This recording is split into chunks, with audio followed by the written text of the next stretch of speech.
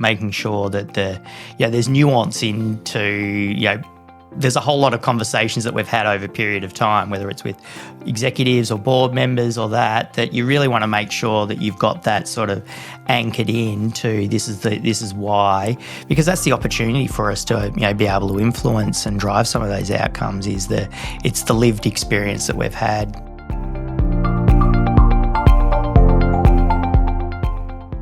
Welcome back to Cyber Voices, the official podcast of the Australian Information Security Association, but you probably know us as AISA. I'm your host, as always, David Savva-Willett, and it is my pleasure to bring you the diverse voices of the Australian cyber community. Today's episode is a bit of a personal one for me. My guest is Graham Fairley, Chief Information Security Officer of Property Exchange Australia, but more popularly known as PEXA. And before I tell you about Graham, I should be transparent about something. Graham is someone I have worked with before, with myself having previously held the CISO role at PEXA. But he's also not just a former colleague, he's also a friend. We've known each other for over 6 or 7 years now. I held this role previously before Graham, and I've watched him grow into this role and build something genuinely impressive, something that, I'll be honest, probably surpasses anything I achieved in my time there, and I'm being very humble. And I just couldn't be more proud of what he's doing. So who is Graham? He's a cybersecurity leader with more than 20 years of experience, but what makes his story particularly compelling is that he didn't arrive at PEXA as CISO, obviously. He grew into the role from within, progressing through positions in identity and access management, security consulting, and ultimately up to a security services lead before stepping into the job in late 2024. This is a rare and genuinely earned path to the CISO chair. And the organisation he now protects is unlike almost any other that we know of in Australia. PEXA is the digital backbone of Australia's property settlement, the platform that processes the exchange of property between buyers and sellers across the entire country. When you buy a home in Australia, there is a very good chance that PEXA is the system that makes it happen. The security implications of that, for those who listen to this podcast often and are in this industry, are extraordinary. Before we get into it, if you are watching on YouTube, please take a moment to hit the like button. It genuinely helps more people find this show. And if you are listening on your podcast platform of choice, please give us a 5-star rating. If you are enjoying the show, it goes a long way and takes you only about 5 seconds. Graham, welcome finally to Cyber Voices. Thanks, Dave. It's great to join you today. It's been a long time coming. It has been a long time coming. And I think the right amount of time has passed to actually sit down and talk with you on the record about how it's been going in your first gig as CISO. I recently had Tara, who worked with both of us at PEXA here as well. People at home are probably thinking, wow, this is becoming the People Dave has worked with podcast. But no, it's genuinely interesting to sit down with leaders like yourself who I've worked with in the past and seen your leadership journey grow. I do find your career path and the journey that you've been on just genuinely fascinating and impressive. And it warrants sharing, to be quite honest. It's the path nobody talks about. Like, the CISO role has always been this enigma to a lot of people. And I think there is no one single description for a CISO and what makes a CISO, right? And your path into it really kind of breaks the mold, I think, of where a lot of people are in. So, most people will probably come into a CISO role from the outside. I know as I've moved on to new opportunities, generally people are they've created their first CISO gig or their CISO's left, and they're looking to bring in that new external hire who's going to bring in a different way of thinking. But you've been at PEXA since 2019, and as I said at the beginning, working through the ranks before your permanent appointment. So that's 5 years. Was it 5, 6 years? 5 or 6 years of earning it from the inside, right? Yep. What do you feel that path gave you in terms of an edge over what perhaps an external hire might have brought? Yeah, I think there's a couple of items in there. I think there's the context and knowledge of how the business operates. there's definitely the relationships that you build up over time, by doing multiple roles and working with a wide, part of the business in various functions in security and technology and through acquisitions and those sort of things. And it's, also it's been the opportunity to actually, through succession planning and, good operational sort of things, being able to get exposed to, various stakeholders in the business, from the executives to the board members, that I think ultimately culminated in, arriving in that role. And I think there's real credit to yourself around putting that really good planning in place, but also exposing. You didn't have to say that, it's fine.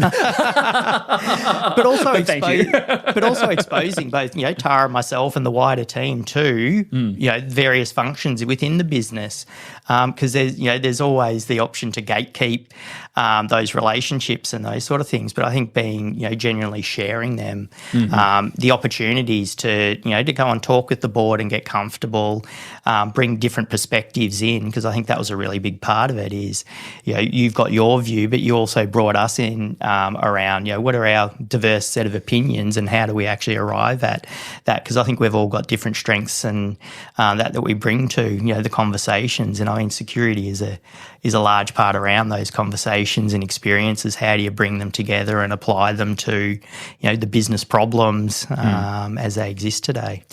Everyone brings their own unique flavour and skill and expertise. I know you and I working together, like you came from more of a technical background than I did, but we were always able to, you probably taught me a lot more technically and I was maybe able to impart some more of the like business and soft skills knowledge on you, right? 100%, yeah. I mean, it's always, it's that continual learning and how do we leverage off the, the advantages and structure that, that different people bring. Like we both know we've got a few people on the team that are very, process oriented and I definitely lean on that because I think that's a skill that, I think I need to get, continually improve around. But I think it's that, bringing everyone together and understanding, what are those strengths that, the different people can play and how do you sort of package up some of the roles and projects and operational elements to really leverage that off so that we're greater than the sum of our parts. Let's wind back the clock a little bit. You got the role, and congratulations. It's been a good 18 months now. You were telling me before we hit the record button, like, I think I'm finally kind of getting what this gig's all about now. And you know what? I mean, I've been doing it for over 6 years, and I think I'm still kind of getting it. Take me back to, those first early days and weeks and months. I know you and I exchanged some texts and emails about how you were going. But when you made that pivot from really stepping into the chair, you acted in the role a few times. But then when it was totally you and there was the actual permanent CISO is not coming back because I am him. There was no more parachute. What was that like? What were some of the early learning curves that you had there? Oh, look, because I think we rolled straight into, some really big chunky pieces of work that we had in flight, but it was different being in the hot seat to just providing that, advisory, you take it or take the advice or leave it, the decisions with you. And, some of the pressure that came with that and, dealing with, our CEO and CTO at the time around trying to, do a large, outsourcing agreement and those sort of things and being able to articulate, the pros and cons and benefits that those sort of things bring. So, it was definitely straight into the hot seat. So I guess, straight away, getting that, executive influence and buy-in, working in with the board around, what are the real benefits and those sort of things. I think that was some of the early learnings and, I probably didn't get it perfect, first time round. We definitely got pushed and those sort of things. But the other one is, really around, the accountability that really comes with, the whole security of the platform and being able to articulate, have we got this? and getting that level of comfort and sort of sitting with that was probably the other element of, it brings a different set of pressure with it around, because everyone's always asking, that, whether it's, executives see some stuff in the press and asking those questions around what does this mean for us and what does this mean for us, and trying to strike that tone of we've got this, but there's also a little bit of, there might be a little bit of smoke here that, do we need to actually think about this? And, working in with partners and that around, and having those sounding boards that you can really sort of bounce a few of those ideas off is probably been, some of my early learnings around, because you can't do it all by yourself. So being able to talk to people and bounce ideas around, whether it's in our team or in the wider, sort of community, and, partners and peers and that, around to just spitball ideas around, how are you thinking about this? And that is definitely, getting that sort of humming along and building those relationships as well. Early on in the piece, I had lucky enough to have some opportunities to go to some, like Cyber Shield and talk, around, cybersecurity and how we're going to think about this at the national level and those sort of things. And to your point, exactly, being able to talk about, what are your pains, and actually we're doing this, and actually we're doing quite well in this area, but what about this, some of those sort of things. So, and get that baseline of what's working well, but also what are some of the opportunities, and put it into some of the context of the wider industry as well. I found really useful in that sort of things. What is one skill that you think has really sharpened in your 18 months as a CISO? I mean, definitely, probably, I guess, some of the writing and that sort of things. I know it was always a passion of yours, but it's definitely something that I've had to work at. I don't think my English teachers back at school would probably have said that, it's my best subject. Being a technology and a tech sort of person. So definitely that how to actually, do papers and be able to influence and presentations and those sort of things is definitely, that's been a learning curve, and working with, people around, sound checking, and those sort of things has definitely been a big one. And then probably the other big one is, really getting sharp around, those risk elements and understanding not necessarily the fundamentals, but how to actually bring it to life and really be able to, get that depth of knowledge in and around that risk, and how you actually communicate that, once again, in a balanced manner. The sky isn't falling, but, there's some elements here that we actually need to invest on, and how to prioritise and those sort of things. So being able to bring that risk view of the world to life from a cybersecurity perspective has been, probably some of the other big learnings. Sounds like you've become a better storyteller. That's what everyone says about CISOs, is we need to be storytellers. Very much. I like that. It's a great way of describing, exactly, bringing it to life, in a meaningful way.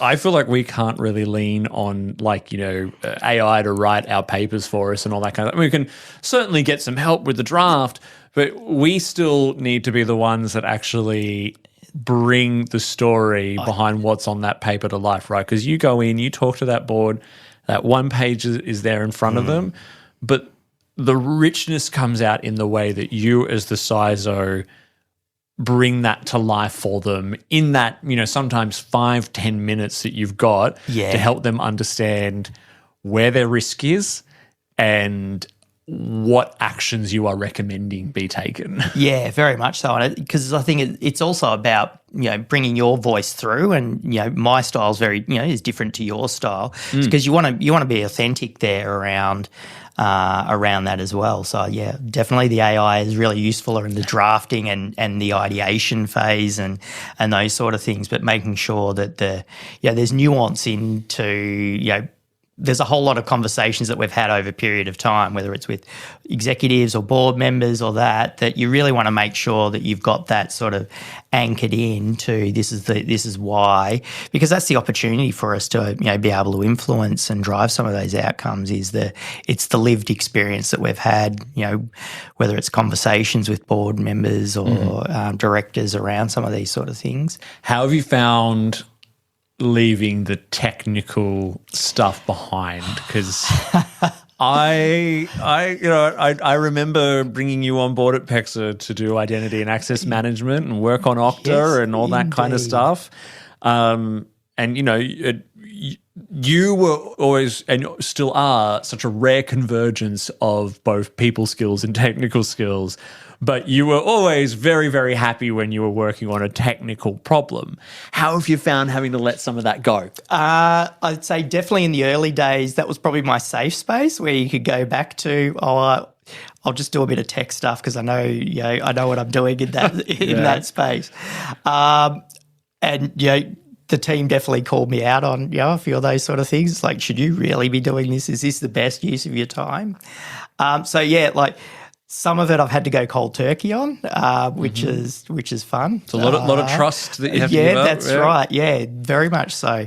You build that trust in people, and we've put in various team members and functions, and I've always been a big one around there's multiple ways to solve problems. My way isn't the only way. So getting trust and comfort with teams is something I've learnt to deal with. Yeah, it was definitely an evolution over time.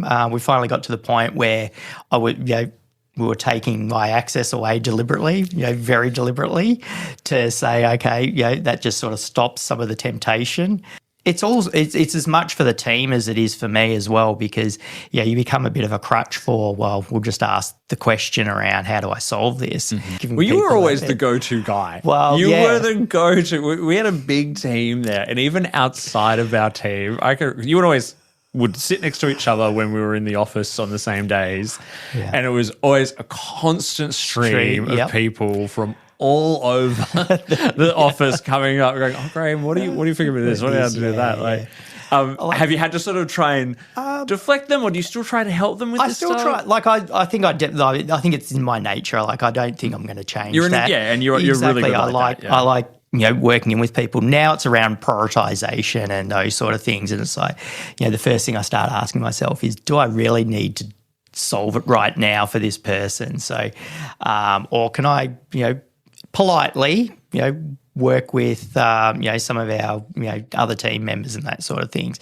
And, that really, the first time it's like, makes you feel uncomfortable, but definitely, starting to, go down that path. Because once again, it's also giving people the space to build their brand and get that recognition of, because it's also the perception of not everything needs to go through me. I don't want the perception to be, I'm the only one who can solve anything and it all falls apart if I'm not here. I feel like the CISO isn't really kind of the hero, right? I think once upon a time, and, I remember reporting to CISOs, a long time ago, and they were often the ones wanting to be the hero. Yeah. And it's not the case anymore. I think there's that leadership or that special source of the leadership where you are there to provide the space for others to truly shine.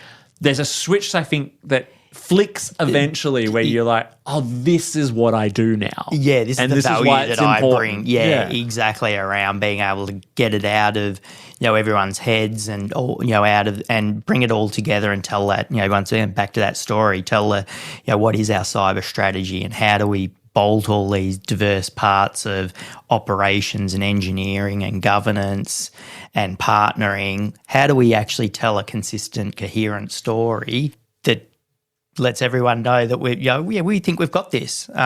These are the areas that we think we need, investment and capacity or, growth or, improvements in. But this is the why, and this is the why we're sequencing it.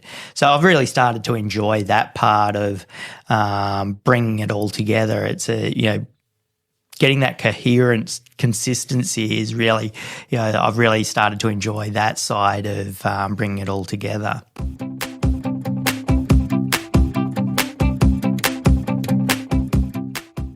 Hey, sorry to interrupt the interview. I know you're loving it, but a quick word before I let you get back to it. I just want to let you know that every year, AISA's events bring together the people shaping cybersecurity across Australia, the practitioners, leaders, and decision makers your organisation wants to be in front of. We offer a range of exhibition and branding opportunities to reach them across our Sec Day conferences nationwide, and of course at CyberCon, our flagship event held each October. CyberCon is one of the country's largest cybersecurity gatherings, bringing together over 5,000 attendees, 400 expert speakers, and 150 exhibitors all under the one roof, making it the premier platform to showcase your organisation and connect with industry leaders. To explore a partnership, get in touch with our national events and sponsorship manager, Susanna Palermo, at sponsorship@aisa.org.au. And if you would like to reach this same audience every week, sponsorship opportunities for the podcast you're listening to are also available. Anyway, let's get back on with the show.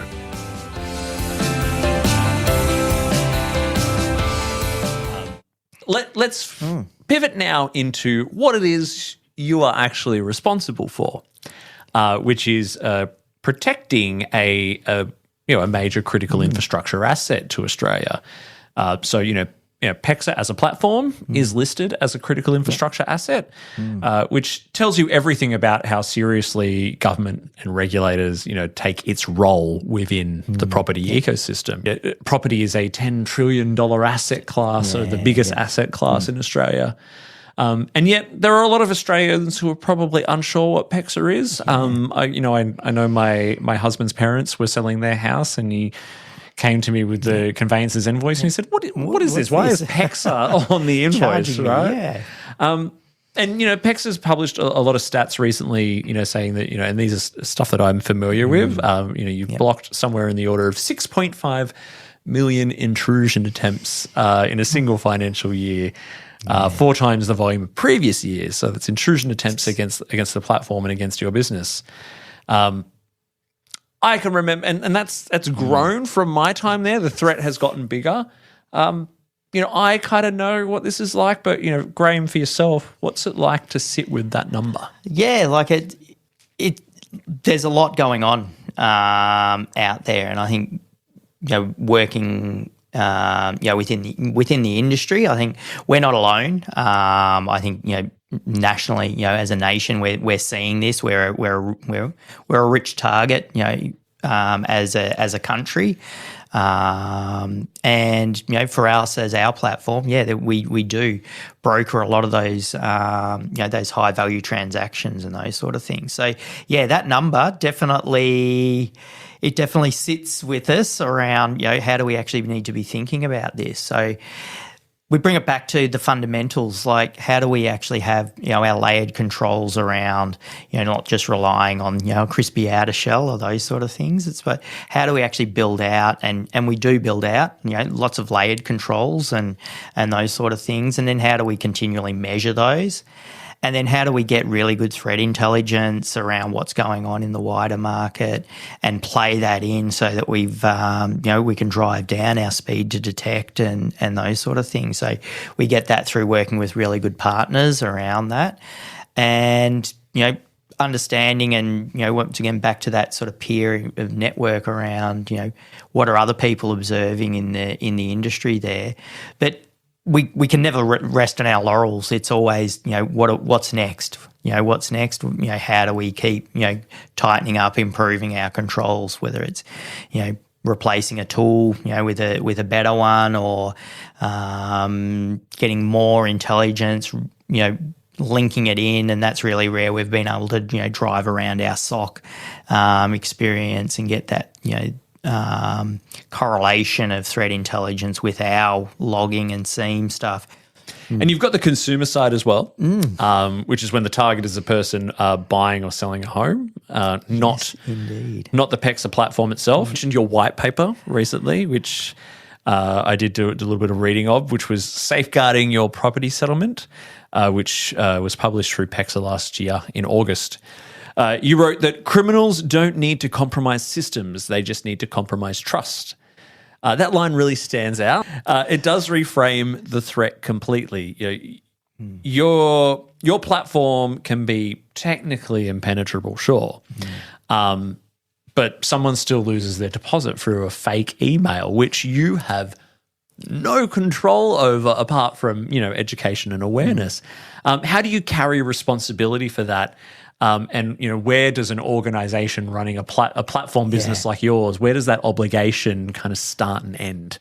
Yeah, it's a really interesting one. I think it really starts with our social license to actually operate the platform. Like we're in a position that we get to serve so many different stakeholders around this sort of stuff that. I think it's part of our social license to play is to do the advocacy work with the industry, and that was a big part of working as part of the Scam Awareness Week with the ACCC around doing a white paper focusing in on the property scam side of things, because we've seen it. We see it day to day around anecdotally working with a lot of our conveyancing community and those sort of things around lived experience around that sort of stuff. So I think definitely it's the advocacy and awareness stuff is a big part of that. So trying to break it down, and the idea with the white paper was it's understanding that everyone who's working on the different parts of the chain on property buying and selling as part of the process there has different roles to play and brings different parts to it. So I was trying to expose that up. There's conveyancers that work with their customers and those sort of things. The customers themselves around taking a bit of time around how do they need to think about and it's not just in within buying and selling property. It's some of just the basic good good practices around stop and think, and when you're doing payment details, confirmation of payee. So it was bringing that all together around in trying to once again tell a story and work with various industry stakeholders. I was lucky enough to do a really good webinar as part of that with quite a few different members in the wider ecosystem that we're all able to bring it to life and talk about some of those experiences, whether it's over in Western Australia around what are they seeing from some of the a lot of scamming and business email compromise type things, bring that to life and trying to spend the time with those people to just keep reinforcing those sort of things. But then I see it also then leads into part of what can we be doing, bring it back around to some of those technical controls around some of the how can we actually be helping, not so much from a but a security perspective, but it's that finding the balance of security in there, that the friction that it adds into the experience. Having complex passwords is complex and hard to remember and all those sort of things. So, what can we be doing around passwordless and some of those growths around trying to drive some of those experiential things from our customers? How can we help improve some of those elements there? So trying to bring a lot of that together around, I think, that really good user experience that's secure, trying to drive that as well. So playing that advisory and advocacy sort of role in that is an important one as well. It's creating a real sense of shared accountability, because I think for a consumer to lose an amount of money like that, right? Like, well, you don't want to, you're probably not going to want to blame yourself for clicking on a phishing email or having a poor password or, geez, it must have been this PEXA thing, right? What I like from your white paper is you're not really sort of shying away from the social license, as you said. I think it's a really, really good way to frame it, to be like, absolutely, we have a role to play in educating people. We do not shirk our responsibility. And if I've said it in my own job, right? Like if I've had a student at the university fall victim to a scam, and they've lost money or something like that, right? Like, I don't go, well, you clicked on it, you did it, rah, rah, rah. Like, it's actually, do you know what? And I've said this to my team, we failed to educate them properly and to equip them to be able to identify that risk and to be able to manage it. Yeah, and it's definitely, when we talk about business email compromises and those sort of things, it's being amplified, every day. The use of AI has really, upped the quality and those sort of things. So it's becoming, challenging to detect. So it's then, trying to coach some of that stop and think elements, around, is it normal that my conveyancer would be sending me these sort of things? And that's some of the practices that we were talking about is, what's some of the things that we can be doing to, in some of those onboarding conversations, set some ground rules and those sort of things. So they're simple principles and they're not, it's not really exotic security, really, heavy tech stuff, but it's set some base principles in place. Like I will never send you an email asking for your bank details. And I'll always call you, those sort of things. So build some of those things up front, I think are really, simple ways that, aren't heavy or require a lot of tech, to drive some of those outcomes. And there's the storyteller again, hey? I think to finish this off today, as someone who has, as I said, risen to the CISO role through the ranks, working at a university, I get a lot of people asking me like, hey, how did you land in your role? And I think it's always good to ask, especially new CISOs like yourself. 18 months, not that new anymore. But what advice have you got out there for people who are thinking that, hey, maybe this is a job that I want to get to one day? Yeah, it's a really interesting one because I think I've had it's been a reasonably diverse career to this point. It really has. Across technology and even before that, coming from outside of technology originally. It comes back to a lot of it is showing interest in what you're doing and putting your hand up. I think showing that you're genuinely interested in doing a role. Doing stuff, shows a level of, that you're wanting to, contribute to an organisation and those sort of things. Starts to build a lot of those sort of things. There's a lot to be said around, trying to do a few different things and pick up a few different skills. I mean, yourself, you've worked in quite a few different roles and, service desk and then into operational roles and that sort of led there and then project management, those sort of things. It's a lot of different skills. You'll be surprised where, something you've learned, for me 10, 15 years ago. Let's go a little bit, we'll cap it at that. All right. Don't want to give too much away. Yeah, that's right. Where, some of those learnings and those opportunities, really, come to the fore around, telling a story or building a relationship with people and those sort of things.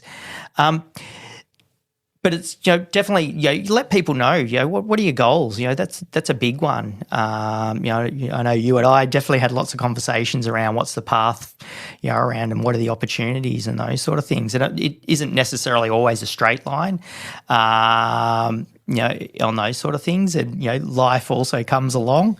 But it's taking the most of those opportunities, and I think you'll find that if you share with people, where do you want to go or what do you want to try and those sort of things, a lot of people will get on board and help you and give some really good advice. Or, I've got lots of people that I'm still really good friends with that have been great mentors to me and gave me some amazing, incredible opportunities and those sort of things and across the career journey. So I think it's, first of all, share it with people and, that this is where I'd like to go. And most people will be pretty candid around, here's what I think you build up some capabilities in this space. I don't think there is any one, to your point, there's any one, here's the CV for a CISO, because it depends on the organisation of what you're doing, what's your experience, some particularly as you start, get into some of those SOCI areas that, some of those are quite nuanced and, come with a lot of learnings. So, there's always opportunities to bring different experiences and bring them to the fore in a role around that. Yeah, and as I was listening to you talk, I was thinking of what a great example or way of articulating that it is, because, there is, as you say, there is no template. I mean, there is a PD with key roles and functions, but I think, you take you and I, for example, two people who have held the same role at the same company and both brought our own unique flavour to it because of our different set of experiences. I think people should. You're exactly right. If you're looking to move into a specific role, try and do some of the work at that role. I can remember when I reported to a CISO, I tried my best to put my hand up and be delegated to and do some of their work and show that you can do it. I mean, you and I were tag teaming a lot back in the day. Like if I went on, I knew I could go on leave and you could present a paper to the exec and learn some of learn skills. Exactly, a big diversity of experience, I think, is what will make a successful CISO. Exactly. And I think for any sort of, whether it's CISO role or any sort of roles in the industry and all those sort of things, starting the conversation on that sort of thing. So I'm always I really enjoy that mentoring side of working with a few people in the business around what's the journey into, whether it's into security as itself, or doing that career and the coaching and development side of things is I really enjoy that. It gives you a good kick for myself, for sure. Well, there you have it, everyone. So Graham Fairley, if you've not heard of him yet before, he's definitely a leader to watch who is just going to continue to do amazing things within our community.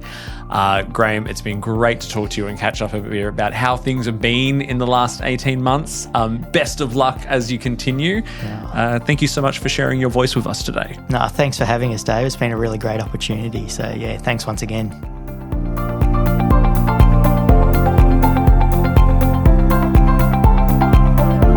Thank you for listening to another episode of Cyber Voices. Our music is by Sanar Garut, our show artwork is by Studio Quarantine, and we record our show at This Is a Studio in Prahran, Melbourne, part of Popland Productions. Please make sure you follow the show on your podcast platform of choice and leave us a 5-star review. This will help others find the show. Also, please follow the association on LinkedIn and Instagram. If you want to add your voice to our ever-growing chorus of diverse cyber voices, have questions, feedback, or would like to be a sponsor, you can do so by emailing us at cybervoices@aisa.org.au. That's cybervoices@aisa.org.au. Are you an AISA member? If not, you should consider joining our network of over 12,000 members across Australia. An AISA membership can open doors, build professional networks, create lifetime friendships, and offer exclusive training, events, and other perks. Become a member today by heading to our website at aisa.org.au. That is all for today. I hope you will join us again next time on Cyber Voices.